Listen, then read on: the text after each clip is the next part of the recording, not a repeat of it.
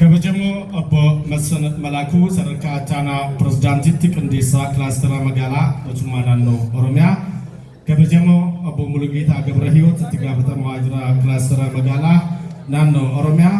Kabajamoo obbo Adaana Taklagorgis Jaldoo kantiibaa bulchiinsa magaalaa Shaashamannee. Kabajamoo obbo Ahmed Haji bulchaa bulchiinsa godina Arsii Lixaa. Kabajamoo obbo Amansiis Addunyaa Amantee itti gaafatamaa waajjira paartii badhaadhinaa damee bulchiinsa magaalaa Shaashamannee.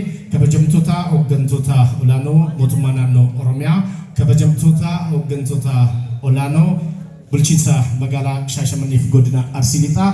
Kabajamtoota abbootii gadaa hawwan siinqee qooda fudhattoota sagantaa kanaa kun sagantaa eebbaa Wartuu tajaajila iddoo tokko kan bulchiinsa magaalaa Shaashamanneetti ijaaramaa ture guyyaadhaa eebbifamee tajaajila uummataaf kennuudhaaf qophaa'e irratti kanneen argamtan